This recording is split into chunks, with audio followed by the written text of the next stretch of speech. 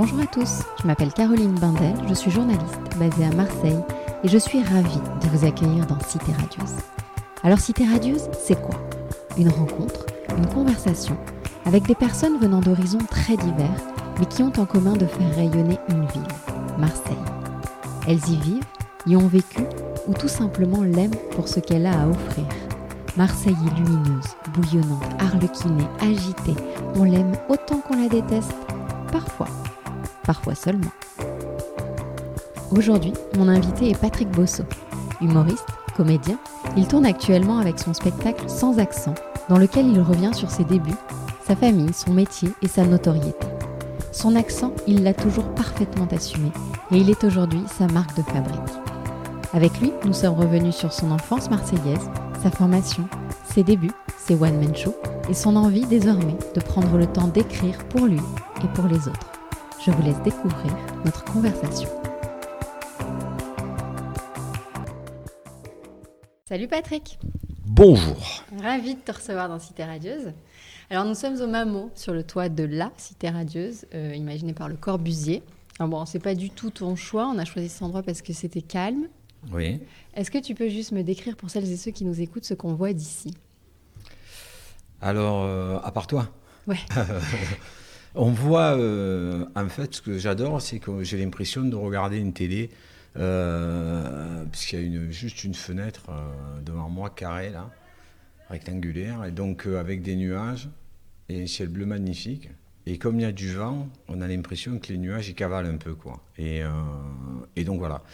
Et je dois dire que c'est une de mes activités préférées, vraiment, de chercher à quoi ressemblent les nuages. J'adore ça, mais vraiment. Et du coup, on est gâtés à Marseille, parce qu'avec le vent, chaque fois, ils prennent une forme allongée, différente, quoi. Et donc, voilà, quoi. Et, ça te plaît ? Ouais, un jour, j'étais chez des amis qui ont une belle baraque comme ça.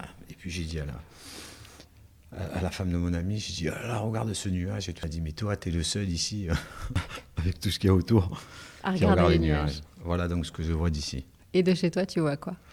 De chez moi, je vois la mer, c'est une chance. Comme j'ai grandi dans les quartiers nord, comme on dit, on habitait à Marseille, mais on n'allait pas nécessairement à la mer, quoi, parce que inconsciemment, c'est loin. Et pour aller se baigner, donc pendant très très longtemps, je ne l'ai pas vu. Après, j'ai habité au Panier, et là, je l'ai entrevu. J'avais à peu près 1 mètre de vue de mer dans une chambre et 1 mètre dans une autre chambre. Donc, quand on voyait passer un beau bateau, il fallait courir d'une chambre à l'autre pour essayer de le voir à peu près entièrement. Et là, maintenant, je la vois plutôt bien, quoi. Bon. Alors, d'un côté, je suis un peu embêtée de te recevoir dans Cité Radieuse. Je te dis tout à l'heure que j'étais ravie, mais je suis un peu embêtée. Je vais t'expliquer pourquoi. Ce podcast met en lumière Marseille et celles et ceux qui la font rayonner. Donc, jusque-là, tout va bien.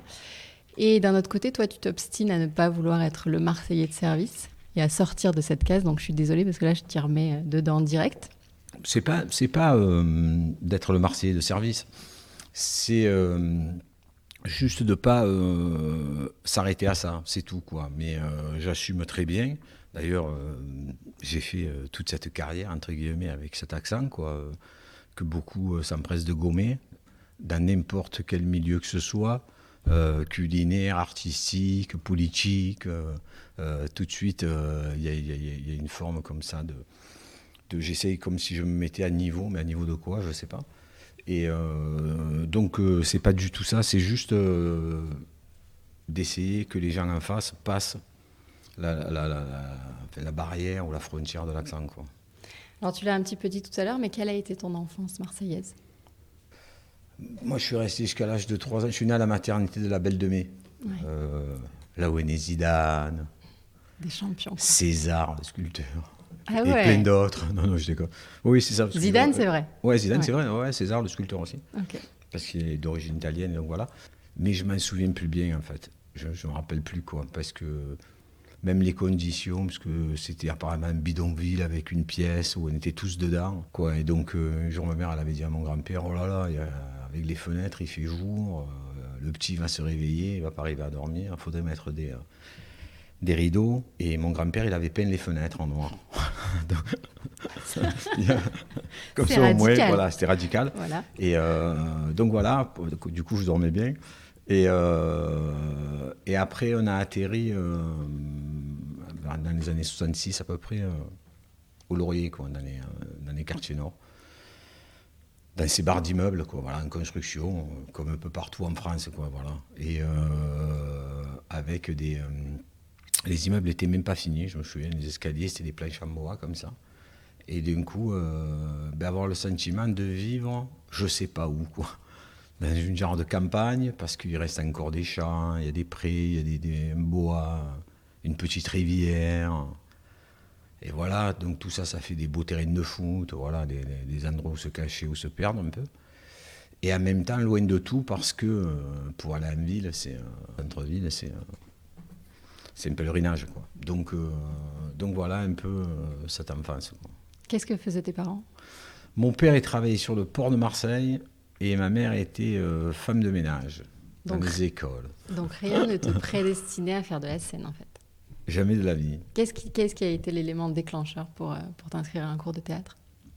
Franchement, dans le spectacle que je joue là, et c'est pas pour revenir au spectacle, mais je le dis sincèrement aux gens, encore aujourd'hui, je me pose la question de savoir comment j'ai pu pousser la porte d'un cours de théâtre. Ça reste un mystère. Mais sincèrement, je ne sais pas comment l'analyser. Je ne sais pas. C'était quel cours déjà? C'était un cours... moi, j'avais pas de clé, quoi. Parce qu'après les quartiers, les Lauriers, on est descendu habiter au Panier. Donc voilà, avec les collègues, on est la génération magnétoscope. Donc on regardait des films, tout ça, on adorait. Chaque pote avait son comédien. Voilà, alors moi c'était Al Pacino, l'autre c'était Jack Nicholson, l'autre c'était ci, l'autre c'était là. On regardait les films, on se les échangeait. Mais de là à regarder les films, il y avait peut-être une certaine naïveté de se projeter, de te dire oh là là, tiens, lui il fait ça, je pourrais le faire. Voilà, il y avait une démarche, il y avait une manière de se tenir. Après, on était incollables sur les films, on allait beaucoup au cinéma, au Paris, là, Paris 1 et Paris 2, où il y avait beaucoup de films italiens. On restait là 4-5 séances parce qu'il y avait une réplique qui nous faisait rire. Et donc voilà, et on était au chaud en plus et tout. Donc les jambes allongées, et on regardait un film, et on le regardait, puis on rigolait. Et donc voilà, donc je ne sais pas pourquoi. Déjà, c'est malheureux à dire, mais puisqu'on parle de Marseille, pour revenir à Marseille, j'ai eu la chance de partir 6 mois aux États-Unis, vraiment avec le sac, même pas à dos, quoi, un sac de militaire, là, comme ça. Enfin, c'est toute une histoire qu'un jour j'écrirai dans un livre. Et quand je suis revenu, 6 mois après avoir vraiment voyagé, bourlingué dans des bus, tout ça, à travers tous les États-Unis, j'avais l'impression que Marseille avait rétréci un peu. Et oui. Et donc, du coup, j'avais laissé mes potes au bar qui jouent à la contrée à 80 carreaux. Et quand je suis revenu, 6 mois après, ils étaient à 120 pieds. Donc, je me suis dit, oh putain. Et je voyais que quand on mangeait, qu'on parlait au bar après ça, quand je suis revenu, alors vous avez fait ça, vous avez fait ci, et qu'est-ce que vous avez fait et tout ça. Et on nous appelait les Américains, hein, mon cousin. Et donc voilà, quoi. Et mon cousin, il m'a dit, mais pourquoi tu pars pas à Paris? Mais pourquoi il m'a dit ça? Pourquoi il aurait pu me dire, pourquoi tu pars pas, je sais pas où. J'ai dit qu'il fallait foutre à Paris. Il me dit, à Paris, au moins, voilà, tu vas rencontrer des gens, on ne sait jamais. Il me dit et tout, nanani, nanana. Et j'ai lu dans un magazine qu'il y avait une école de théâtre qui s'ouvrait. Dans un magazine qui s'appelait Première, magazine sur le cinéma. Et ils avaient dit, voilà, donc pour les jeunes comédiens. Et cette école était ouverte par Madonna Bouillon, de la famille Bouillon, avec comme professeur de chant Bernard Lavilliers, comme prof de théâtre, il y avait Philippe Léotard, qui venait d'avoir le César pour La Balance, enfin, voilà, qui avait Nils Arestrup, enfin des gens comme ça, quoi. Mais moi, je suis surtout allé parce que c'était une école qui venait de s'ouvrir. Donc je me suis dit, Patrick, si tu vas dans une école où ils se connaissent tous, et voilà, quoi, tu vas arriver, là, comme elle ouvre, on sera tous nouveaux. C'était bien. Et voilà. T'avais quel âge? J'avais 24. Et donc voilà. Et donc c'est ce qui s'est passé. Et surtout, les auditions, c'était un entretien, comme là. Mm. Et donc, moi, je suis tombé sur Nils Arestrup, qui a rigolé tout de suite dès que je lui ai un peu parlé, parce qu'il s'est dit, c'est quoi cet accent? Il faut s'imaginer Nils Arestrup à l'époque, il tournait, voilà, avec Adjani, des gens comme ça. Mais je l'ai fait rire, même pas volontairement, quoi, par ma naïveté, par les réponses que je lui ai apportées comme ça. Vous voyez que je connaissais un peu de trucs, mais bon, il se disait qui c'est celui-là. Et j'avais jamais été en cours avant. Il me posait des questions sur des auteurs que je connaissais pas, mais je lui disais non, je le connais pas. Mais bon, peut-être que si vous me le présentez, il est mort. Ah bon, merde. Et donc voilà. Et donc, et je crois que surtout à la fin, ce qui l'a touché, puisque j'ai eu la chance de jouer avec lui au théâtre après, on en reparlait, et c'est que je lui ai demandé c'était l'équivalent de 20 € par exemple qu'il fallait payer pour s'inscrire, juste pour passer l'audition. Si on n'était pas pris, si j'allais être remboursé. Et il m'a dit ça, je sais pas. Il m'a dit mais pourquoi? Je dis parce que c'est quand même 20 €. C'est pas. Et il a dû se dire si lui il aimait, c'est qu'il a mis de le faire. Et c'est la première fois de ma vie, on a été je sais pas combien à passer les auditions, que j'ai vu sur un tableau mon nom où il est marqué admis. Accepté. Bravo. Comment l'ont pris tes parents et tes proches? Je l'ai dit à personne. En fait, c'est tout ce que je raconte dans le spectacle. Je ne l'ai pas dit parce que c'est tellement éloigné de leur univers que je ne sais pas ce qu'ils auraient pu dire. Donc tu donnais quoi comme nouvelle? Je suis à Paris, je fais quoi? Ouais, mais on n'avait pas tous les moyens de communication de maintenant, quoi. Donc tu téléphonais une fois tous les 10 jours. Tu dis ouais, ça va. Ouais, non, et alors tu es où? Et tu es dans une cabine, tu regardais vite avec tes pièces encore. Et tu disais oh, ça va, tout va bien, je mange bien. Enfin voilà, quoi, comme les gamins en colonie de vacances, quoi. Et après tu raccroches et puis voilà. Donc je vivais ma vie. Moi je travaillais à la mairie, j'avais demandé ma mutation à Paris, donc c'est le seul mec au monde qui a fait ça. Généralement les gens veulent venir dans le sud, donc moi je suis allé à Paris, donc ils ont accepté tout de suite. Et j'avais quitté la mairie parce que je m'étais disputé tout ça, quoi. Donc mes parents ils pensaient que je travaillais encore à la mairie, ça les rassurait. Et ils l'ont compris quand alors? Que tu faisais de la comédie? Que j'allais dans les cours, tout ça, je sais plus, franchement. Ça s'est fait un peu naturellement, après, voilà, quoi. Après, c'est plus par les collègues, plus. Parce qu'ils me disaient, mais qu'est-ce que tu fais à Paris? Alors après, je voulais pas leur mentir, j'étais au cours, comme ça. Ah bon, tu prends des cours, comment il est Philippe Léotard, et voilà. Moi, j'allais de surprise en surprise, je voyais des spectacles, ça allait vite, quoi. Parce que j'avais la chance que à l'école, on avait des invitations pour aller voir des pièces de théâtre et tout ça, donc j'y allais à toutes, moi, parce que comme j'habitais dans une chambre de 3 mètres carrés, autant qu'à faire, autant être au théâtre, c'est plus grand. Et donc j'allais voir des pièces, jouer en danois, j'allais voir des trucs. Ah ouais, au théâtre de Bobigny, au théâtre de je sais pas quoi, au théâtre de théâtre national, des scènes nationales, à la Comédie Française, j'allais voir des trucs que je comprenais absolument pas, il me manquait beaucoup trop de vocabulaire, j'étais trop... c'est pas possible, je voyais pas ce qu'il voulait dire, quoi. Mais j'étais assez subjugué par ça, quoi, ça me plaisait. Donc, du coup, je crois que c'est cette curiosité aussi qui a fait que après, je me suis accroché, quoi, pour essayer moi aussi d'y arriver, quoi. Ta première vraie scène, du coup, c'est quoi? Et c'est quand? Ma première vraie scène, c'est... en tout cas, celle qui m'a marqué, c'est presque un piège, parce qu'un jour... Nils, il me dit à Restrup, on était parce qu'après j'allais dans un restaurant où il m'amenait tous les soirs là-bas, dans un truc sous les voûtes là-bas à Paris, il y avait enfin, plein de comédiens, quoi, je ne veux pas dire les noms, mais tous les comédiens du cinéma français des années 80, là, voilà, qui étaient là. Et ça discutait, ça buvait, ça rigolait, tout ça. Et donc il m'avait pris un peu sous leur aile, quoi. Et c'était tous les comédiens un peu fada, quoi, tous les potes de Nils. Les Villeray, tout ça, oh putain, on rigolait, et, parce qu'ils étaient jeunes à l'époque, et donc voilà. Et donc un jour, ils m'ont dit, il y avait la possibilité d'avoir le théâtre de la Renaissance à Paris, et ils m'ont dit, écris un spectacle, et tu joues un soir là-bas, quoi. Putain, la Renaissance, c'est 800 places, moi, j'étais jamais monté sur la scène. Et donc, avec Éric Métayer, je me souviens, sa femme et quelques amis, au Sherwood, comme ça, dans un restaurant, on a écrit un spectacle comme ça, ouais. Et on a invité des potes et tout ça, avec Lucien Jean-Baptiste, mais un comédien, un réalisateur aussi. Ils ont invité tellement de monde que c'était plat craqué. Et j'ai joué mercredi soir, parce que les autres soirs, c'était Philippe Cobert qui jouait. Et c'est drôle, parce que c'est lui la première fois que j'ai vu sur scène et qui m'a tellement marqué, et joué là, quoi. Et ils m'ont vu, ils m'ont dit, mais t'es sûr, t'as pas peur, hein, parce qu'eux, ils pensaient qu'il allait y avoir 200 personnes. Quand ils ont vu qu'il y avait du monde au balcon, tellement que tout le monde s'était bougé le cul pour inviter du monde. C'était gratuit, hein, mais enfin voilà, quoi, ils sont tous venus. Et ça, c'est le premier souvenir marquant que j'ai eu de ma vie, quoi. Non.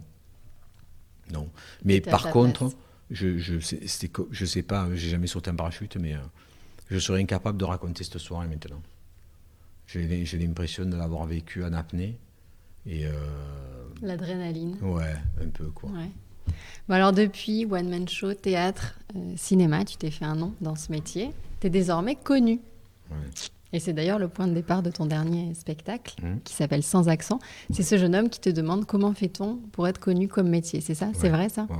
Ouais. Bosso, on fait comment pour faire reconnu comme travail? Il m'a dit. Et donc la phrase, elle m'a fait rire. Autant qu'elle m'a touché. Ça m'a fait drôle comme il me l'a demandé. Elle m'a dit, Bosso, mais comment on fait pour faire reconnu comme travail? Et donc voilà. Tu lui as répondu quoi? Par mon parcours en fait. Par le travail. Parce qu'il n'y a pas de porte de truc, quoi. Il n'y a pas de... Ouais, le travail, mais le travail, souvent, ça implique un truc laborieux et tout ça, quoi. Moi, franchement, si j'ai une chance, quoi, j'ai jamais eu l'impression de travailler, quoi. J'étais curieux, de cette curiosité, je m'en suis servi. Après, voilà, quoi, de faire les choses sans avoir l'impression de les faire, mais de les faire. Par exemple, quand je disais tout à l'heure que j'allais voir des pièces en danois ou des pièces hollandaises, je me souviens, je n'étais pas obligé de faire ça. J'aurais pu rester chez moi, regarder la télévision. Mais j'avais cette curiosité de voir. J'ai vu des merdes, j'ai vu des trucs extraordinaires, des machins. Je me suis dit, oh là là, l'imagination qu'ils ont ces gens. Alors on peut faire ça, alors quoi. Ah ouais, putain. Donc du coup, tu sors de là, t'es gonflé, tu te dis, oh putain, j'ai vu un truc, je ne pensais pas que ça existe. Ces gens, je les aime sans les connaître. Voilà quoi. Donc après la curiosité, et dans n'importe quel domaine que ce soit, quoi. Donc c'est plus la curiosité d'être ouvert, de ne pas avoir de préjugés, de ne pas se dire, oh là là, est-ce que, pourquoi? Non, vas-y, ben fais-le, et après tu verras, quoi. Et donc, et ça, je ne peux pas considérer ça comme un travail, quoi. C'est juste comme c'est plus, au sens large, une manière de voir la vie, je trouve. Tu disais, ces gens, je les aime sans les connaître. T'as besoin d'être aimé, toi? Tu fais ce métier aussi pour ça? Oh ben, je pense que tous les comédiens, c'est multiplié par... ce qu'on recherche chaque fois, c'est comme des fois, on donne rendez-vous à quelqu'un, quoi. Quand on est amoureux, là, tu donnes rendez-vous le soir à 800 personnes, à 900 personnes, et c'est qu'il y a un problème. Tu te dis, ben, putain, dis donc, celui-là, une personne, ça ne lui suffit pas, il y en faut 1000, après tu mets 1000, 3000, 20 000, voilà, quoi. Mais je crois que tous, à la base, même des gens maintenant, ou des chanteurs qui remplissent des stades, à la base, c'était juste l'envie d'être un peu différent, qu'on nous regarde un peu, même si après ça se transforme un peu, mais de garder la notion de jeu tout au long de la vie, quoi. Voilà, de ne pas perdre ce côté gamin, quoi. Voilà. D'ailleurs, tu remercies les gens à la fin du spectacle de t'avoir regardé faire ou dire des bêtises, quoi. Ouais, parce que quand on est gamin, ce que je dis dans le spectacle, on veut toujours qu'on nous regarde. Maman regarde-moi, papa regarde-moi, papa regarde-moi, maman regarde, je plonge. Oh putain, parce qu'on a besoin que les gens qu'on aime nous regardent, quoi. Alors parmi les différents invités que j'ai reçus, ce qui revient souvent, c'est qu'à Paris, dans le monde du travail, on leur a demandé de gommer le côté marseillais. Je pense à Lisa, journaliste, à qui on a dit d'être un peu moins méridionale. À toi, est-ce qu'on t'a demandé d'être un peu moins toi, parfois? Et moi, ma chance, parce que, après, ça c'est un autre élément du parcours, mais elle se manifeste, mais sur le parcours, quoi. On peut pas l'appeler comme ça. Il faut qu'on l'enclenche, quoi. C'est que, et pareil, je le raconte dans le spectacle, un jour, Nils Arestrup, il m'a dit, alors que j'ai fait rire toute la salle, avec juste une réplique, le spoons, vraiment, quoi. Donc, il a fallu faire une pause. Il a dit, faites une pause cigarette, on reprend notre souffle et tout ça, parce que j'ai ruiné une scène en 2 secondes. Et il m'a dit, malgré tout, garde-le. Voilà, quoi. Un peu ce qu'on te reproche, cultive-le, c'est toi, quoi. Voilà. Fais-en une force. C'est cliché, mais c'est comme ça, en fait, quoi. Et on a souvent tendance à gommer des choses, à se dire, mais à force de gommer, en fait, on ne voit plus rien, quoi.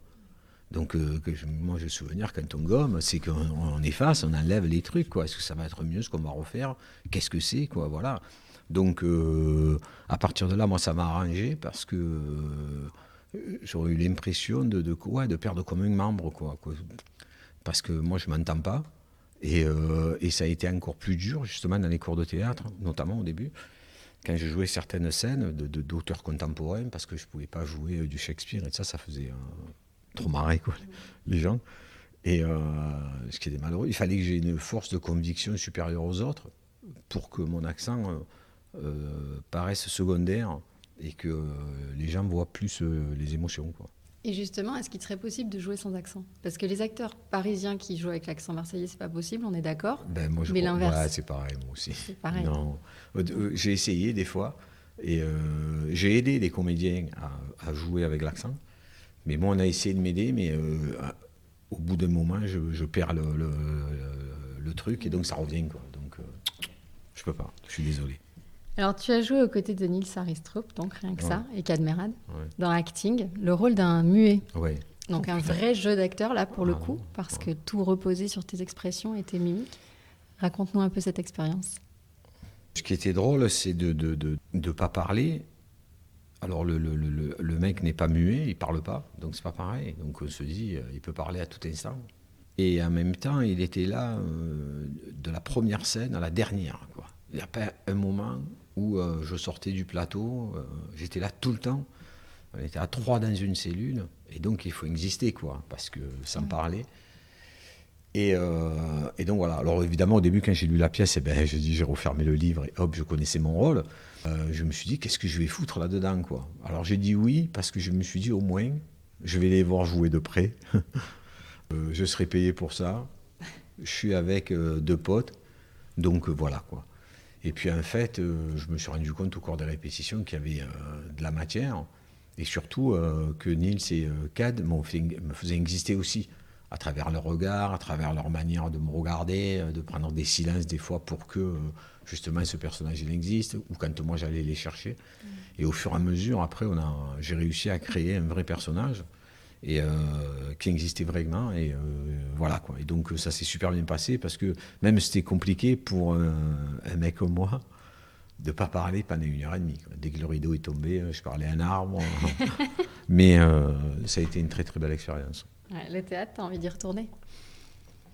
Je sais pas. Franchement, il faudrait vraiment que ce soit une pièce avec des, voilà, comme là, quoi, parce que ça s'est déroulé comme dans un rêve, quoi. C'était plein à Paris, en tournée c'était plein. On n'a fait que des beaux lieux, enfin voilà, quoi. J'ai pas envie de faire du théâtre pour faire du théâtre. Et c'est dur, quoi. C'est 1 an ou 2 ans à Paris.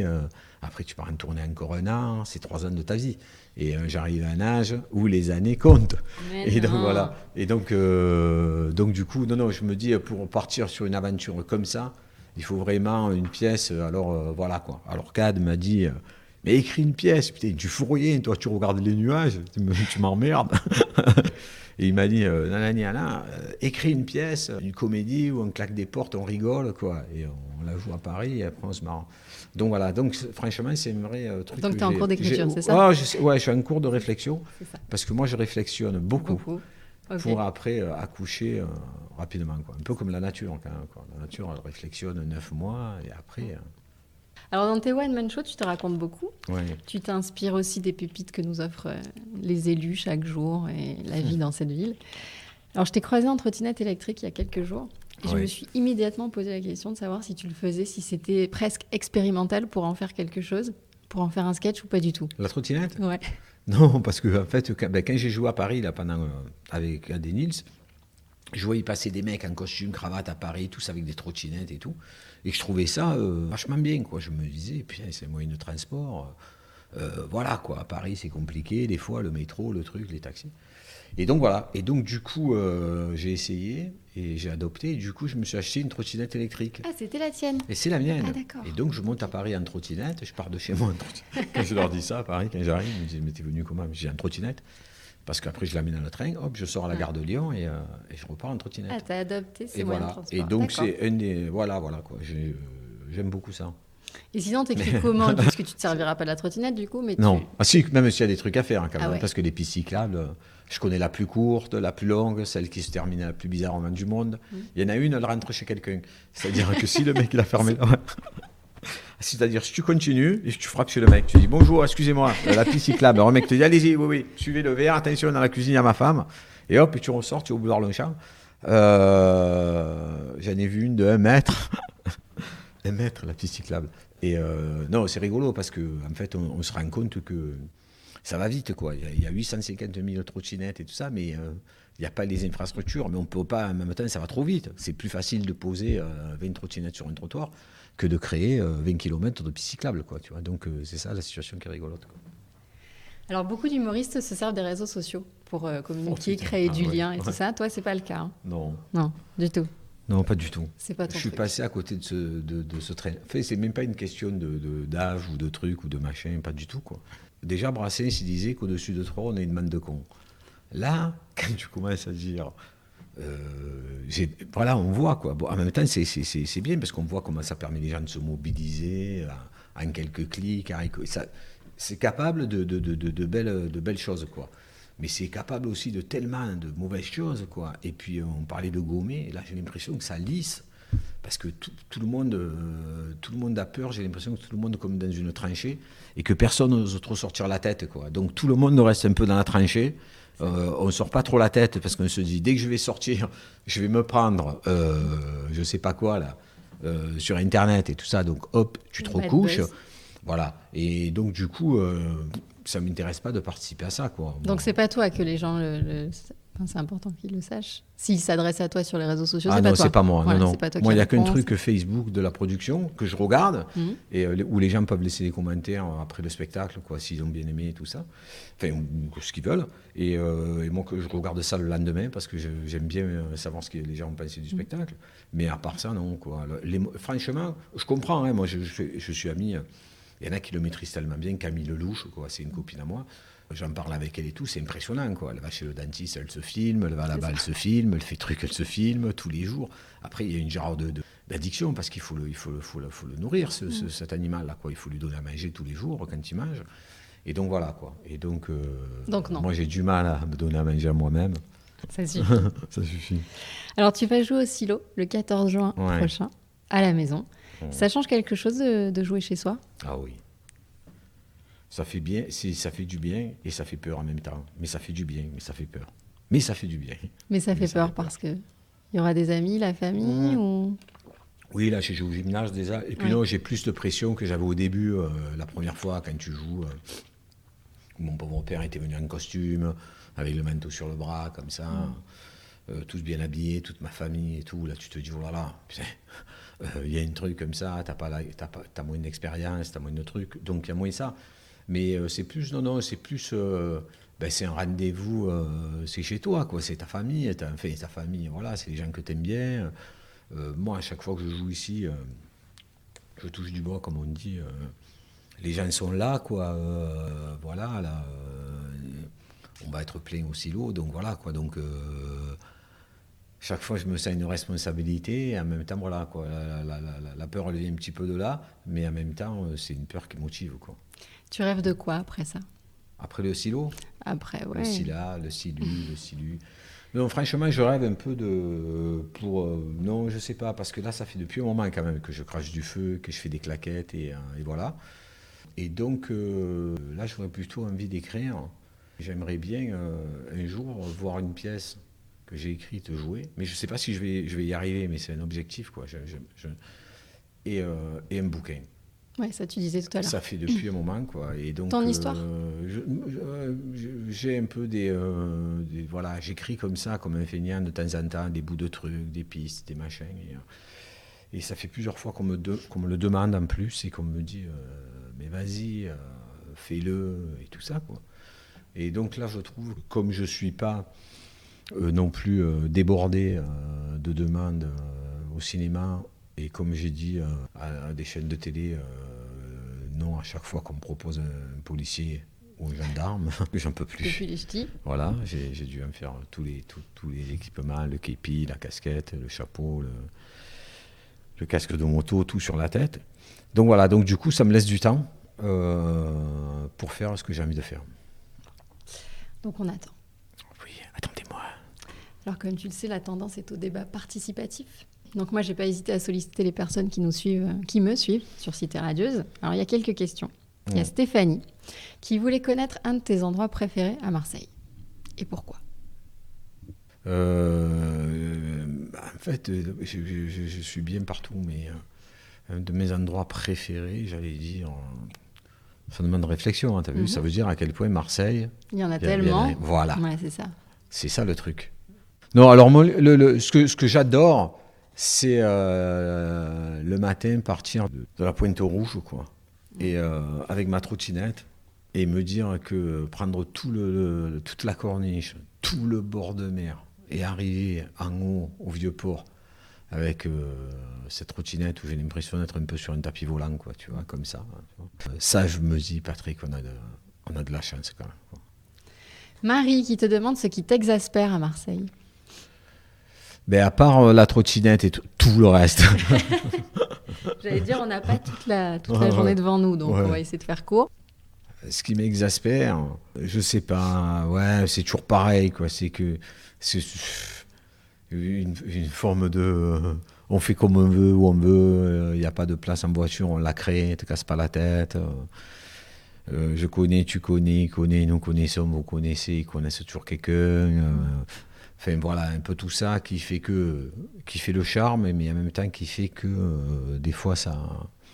Voilà quoi. Mais en même temps, je ne suis pas le premier à donner l'exemple, donc voilà. Et Philippe qui demande où ailleurs qu'ici tu pourrais vivre. Au Frioul. Ouais, donc pas très loin. T'as vécu 26 ans à Paris quand même. Ouais, c'est vrai. Ouais. Non, moi, franchement, j'adore Paris. Non. Mais j'y suis allé à un âge où il faut être à Paris, moi, je trouve.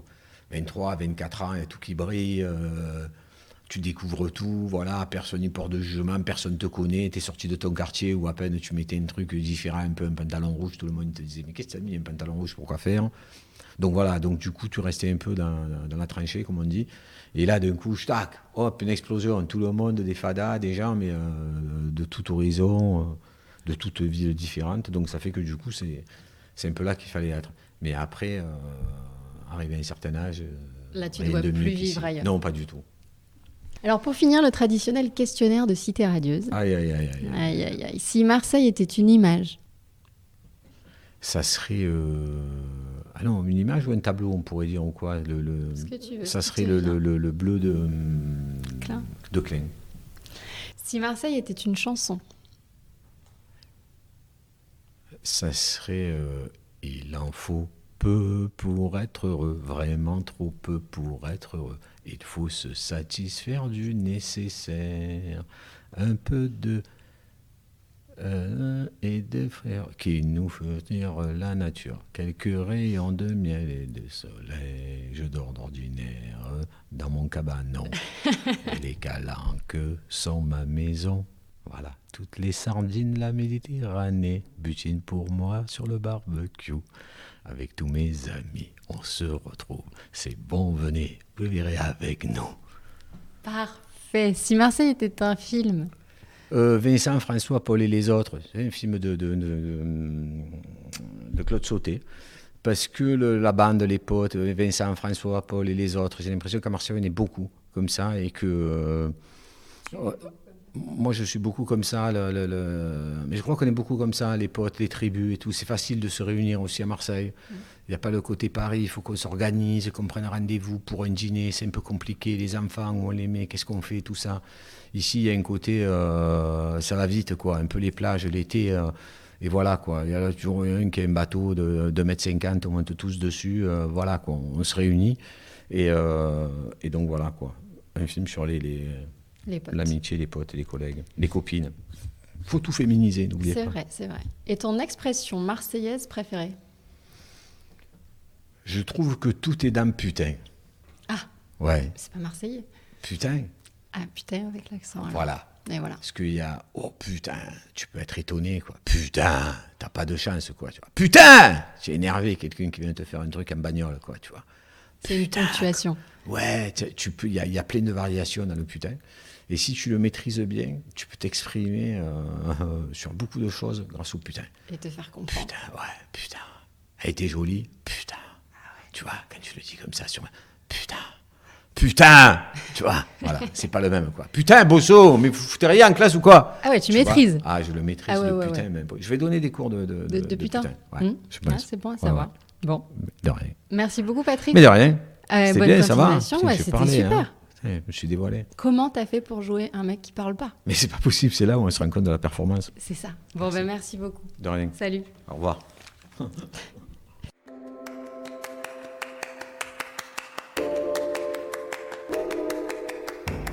Voilà, c'est terminé pour aujourd'hui. J'espère que cet épisode vous a plu. N'hésitez pas à me faire vos feedbacks et à laisser des commentaires. Abonnez-vous sur iTunes ou au chat pour ne rater aucun des prochains épisodes. Et d'ici là, portez-vous bien. Salut!